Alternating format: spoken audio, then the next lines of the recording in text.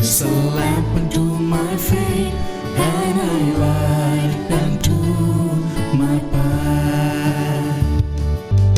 Thy word is a lamp unto my feet and a light unto my path.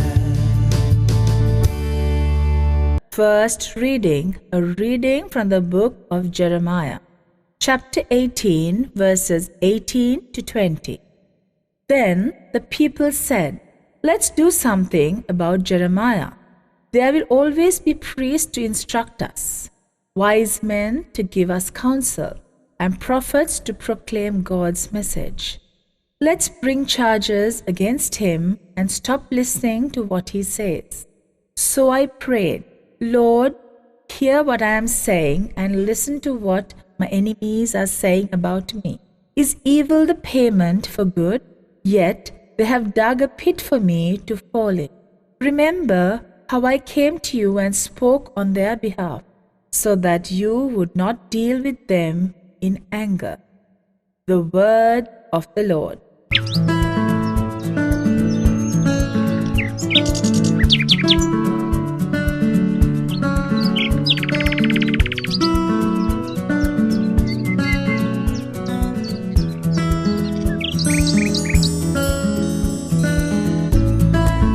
Good morning. Have a blessed day. Let us now listen to the Holy Gospel carefully. Holy Gospel according to St. Matthew. As Jesus was going up to Jerusalem, he took the 12 disciples aside and spoke to them privately as they walked alone. "Listen," he told them. "We are going up to Jerusalem, where the Son of Man will be handed over to the chief priests and the teachers of the law. They will condemn him to death and then hand him over to Gentiles, who will make fun of him, whip him, and crucify him. But 3 days later, he will be raised to life." Then the wife of Zebedee came to Jesus with her 2 sons, bowed before him, and asked him for a favor. "What do you want?" Jesus asked her. She answered, "Promise me that these 2 sons of mine will sit at your right and your left when you are king." "You don't know what you are asking for," Jesus answered the sons. "Can you drink the cup of suffering that I am about to drink?" "We can," they answered. "You will indeed drink from my cup," Jesus told them, "but I do not have the right to choose who will sit at my right and my left. These places belong to those who my Father has prepared them." When the other 10 disciples heard about this, they became angry with the 2 brothers. So Jesus called them all together and said, "You know that the rulers of the heathen have power over them, and the leaders have complete authority. This, however, is not the way it shall be among you. If one of you wants to be great, you must be the servant of the rest. And one of you wants to be the first, you must be the slave of the others. Like the Son of Man, who did not come to be served, but to serve, and to give his life to redeem many people." The proclamation of the Lord.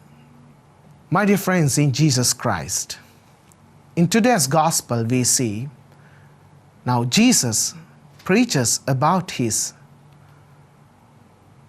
passion, death, and resurrection to his beloved disciples because they were on the way to Jerusalem. They were on the way to Jerusalem. Now the disciples, they began to think, now what will happen to us? Now who's going to be the leader? If Jesus is going to go, if he is going to be to die, what's going to happen to us? Who will be the next leader? Because we are doing well now. We are with Jesus and he heals and he does miracles. So the next leader would also be able to do the same thing. So that the disciples were in a question. Then when it comes to James and John, beloved mother of James and John comes and asks from Jesus, could you please give the other side of yours when you go to your father? But Jesus clearly says, no, it's not my decision. It belongs to God. It belongs to God. My dear friends, in our lives, most of the time, we would love to get some position, some good positions in our society and even in our family. We may always love to have positions, but Jesus says clearly, if you want to have a position, a good position, you have to become a servant.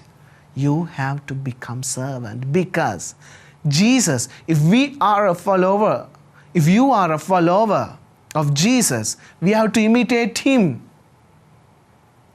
Being a king, being a son of God, he left everything and he came down to earth to serve us. To serve us. That's what.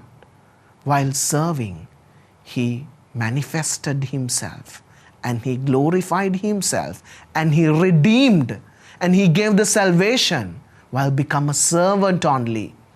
While become a servant only.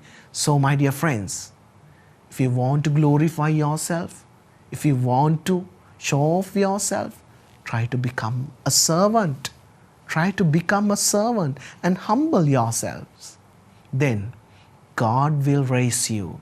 God will surely raise you if you are going to serve others, if you are going to become a servant of others. God is going to raise you. So let us ask grace from our good Lord to have that much of humble heart within ourselves. Let us pray for that. God bless you. Sri Wachanayano